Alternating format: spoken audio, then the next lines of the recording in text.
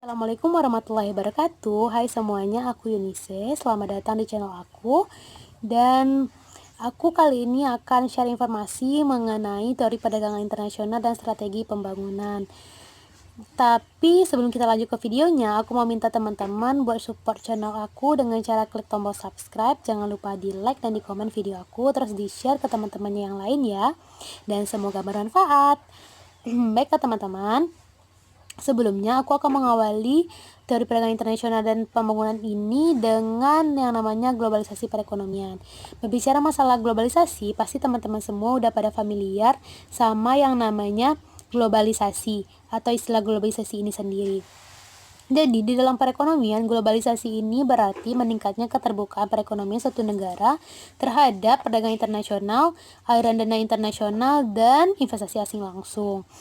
Perdagangan internasional ini sendiri diatur oleh sebuah badan yang diberi nama WTO atau World Trade Organization yang bertujuan untuk mendorong perdagangan bebas dan menciptakan atau mewujudkan perdagangan bebas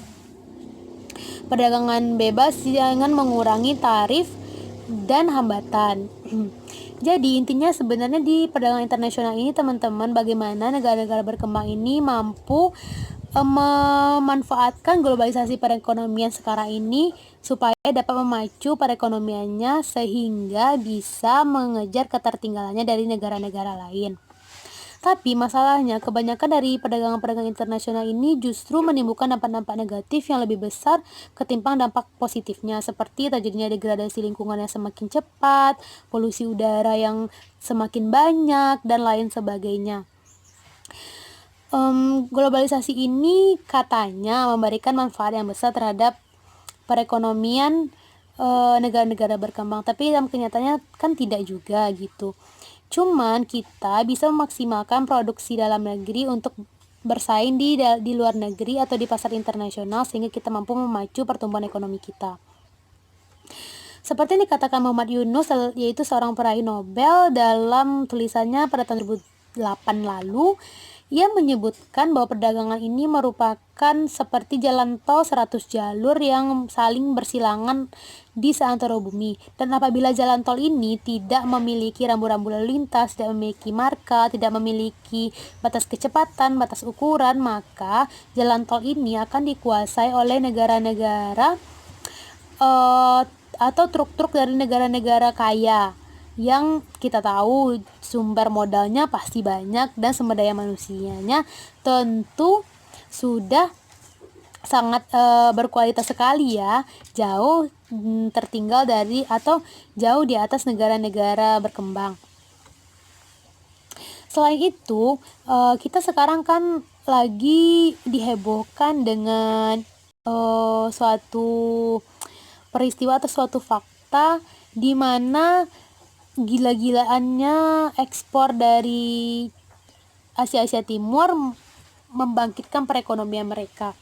Contohnya saja Cina, yang kita tahu sekarang dia menempati urutan kedua perekonomian terbesar di dunia. Wow, bagaimana itu bisa terjadi ya? Dan semoga Indonesia juga bisa mencontoh Cina ini dalam meningkatkan perekonomiannya. Cuman masalahnya sekarang kita lebih banyak impornya daripada ekspornya. Itulah yang menjadi permasalahan di dalam perekonomian internasional atau perdagangan internasional ini. Karena tidak ada lagi hambatan dan tidak ada lagi rintangan-rintangan yang mampu menghalangi produk-produk luar negeri masuk ke dalam negeri kita sendiri. Jadi sekarang gimana caranya kita mampu menghasilkan produk-produk yang bisa kita jual atau bisa bersaing di luar negeri seperti yang dilakukan Cina. Kita lihat aja Cina sekarang, misalnya untuk produk-produk rumah tangga yang kita pikir sepele dan bisa kita hasilkan sendiri, pas kita lihat made in China, mainan anak-anak yang sangat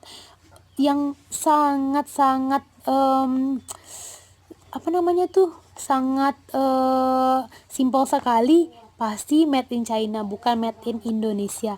Dan yang satu lagi yang kita harus ketahui, Cina itu strateginya imitasi atau meniru produk-produk lain, misalnya dari handphone dan produk-produk lainnya seperti merek-merek sepatu, merek-merek baju, pasti mereka banyak meniru. Jadi teman-teman, kita tahu bahwa di negara-negara berkembang, contohnya Afrika, Timur Tengah, Amerika Latin, cenderung ketergantungan ekspor terhadap produk primer. Apa itu produk primer dan apa itu ketergantungan ekspor? Produk primer yaitu produk-produk yang diperoleh atau dihasilkan dengan cara mengekstraksi hasil alam tanpa kita olah terlebih dahulu atau minim pengolahan. Contohnya kita ekspor beras, kita ekspor minyak kelapa sawit, kita ekspor produk-produk mentah ke luar negeri, pasti nilai tambahnya sangat sedikit dibandingkan dengan produk-produk jadi. Jadi ketika kita ketergantungan terhadap ekspor ini, tetapi malah sebaliknya kita justru memiliki impor produk-produk industri atau produk-produk manufaktur dari negara-negara maju dengan proporsi yang sangat besar. Hal ini tentu akan menyebabkan defisit pada neraca pembayaran kita. Kenapa terjadi defisit? Karena lebih besar pengeluaran daripada pemasukan kita. Jadi negara-negara berkembang berusaha memacu untuk menghasilkan produk-produk primer yang lebih banyak sehingga bisa diekspor atau bisa menandingi dari jumlah produk impor yang kita terima di negara kita ini. Tapi kebanyakan negara defisit ini akan lari pada yang namanya pos transaksi modal. Pos transaksi modal ini merupakan pos-pos tempat utang, investasi asing, hibah asing. Jadi defisit ini kita bayarkan dengan cara utang, sehingga tidak heran kebanyakan negara mengalami surplus ketika mereka melunasi utangnya itu. Selanjutnya kita mengenal istilah yang namanya elastisitas pendapatan terhadap permintaan dan instabilitas pendapatan ekspor. Jadi ini kaitannya juga dengan produk-produk primer tadi. Dari berbagai studi atau penelitian dilakukan oleh para ahli menyebutkan bahwa elastisitas pendapatan terhadap permintaan barang-barang primer itu cenderung relatif lebih rendah dibanding barang-barang industri. Terus satu lagi, karena pendapatan yang rendah dari barang-barang elastisitas pendapatan yang rendah dari barang-barang primer tadi menyebabkan elastisitas harga pada elastisitas harga pada permintaan barang primer itu sendiri juga rendah. Jadi kedua fenomena ini mengakibatkan instabilitas instabilitas pendapatan ekspor kita. Itulah kenapa negara-negara berkembang ini tak kunjung mampu menyaingi negara-negara maju dalam hal perekonomian. Sebenarnya intinya begini ya teman-teman, ketika kita mampu untuk menciptakan produk-produk dalam negeri yang berkualitas, kita penuhi dulu kebutuhan dalam negeri kita sendiri, baru kita impor. Jangan kita sedikit-sedikit mengimpor dari luar negeri. Atau kita juga bisa meningkatkan kesadaran kita terhadap bahwa kita harus menggunakan produk dalam negeri dibandingkan produk luar negeri.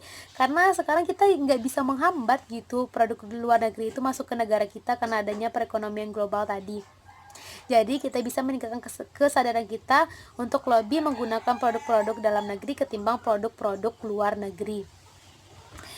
Contohnya saja kosmetik. Kita cenderung menggunakan kosmetik dari luar negeri yang bermerek Cina.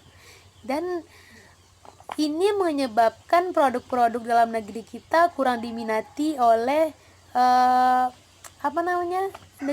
oleh warga negara kita sendiri.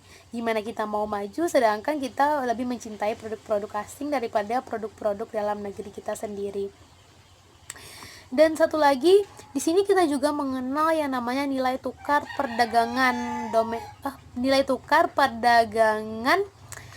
ekspor. Nilai tukar perdagangan itu yaitu rasio rata-rata harga ekspor per harga rata-rata impornya.